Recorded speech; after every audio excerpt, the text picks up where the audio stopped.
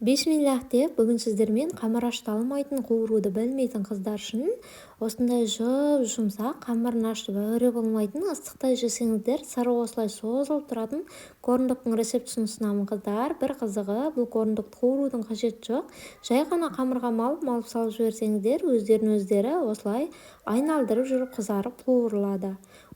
Ал енді бастаймыз. Бізге алдымен шұжық қажет. Шұжықтарды, яғни сосискаларды осындай бөліктерге бөліп аламыз.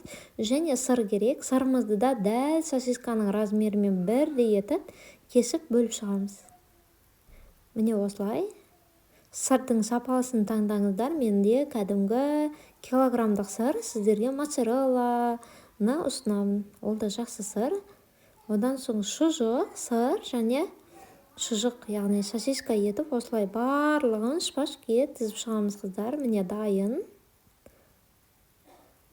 Осылай әп-әдемі болып тізіле қалады. Ал енді қамырын дайындауға кірісеміз. Жылы сүтімізді ыдысқа құямыз, жарты бокалдан астам. Үстінен бір жұмыртқа, тұз, қант және разрыхитель ұнды салып, барлығын араластырып, қыздар жақсылап каша сияқты немесе қаймақ сияқты әп-әдемі қамыр дайындап аламыз. Біздің қамырымыз шамалы қоюлау болады қыздар. Жақсылап араластырыңыздар.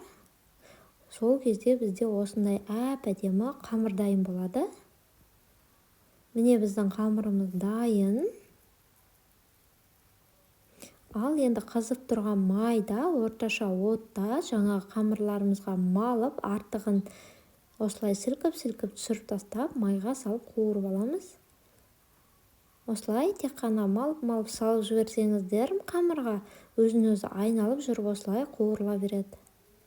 Қыздар, егер видео ұнаған болса, лайк басып, пікірлеріңізді қалдырып, каналыма тіркеліп алуды ұмытпаңыздар. Алдағы уақытта сіздермен бұдан да керемет рецепттермен бөлісемін деген ойдамын. Мен жоғалтып алмас үшін міндетті түрде каналыма тіркеліп алыңыздар. Міне достар, біздің өте әдемі корндықтарымыз дайын. Назарларыңызға рахмет, ас болсын.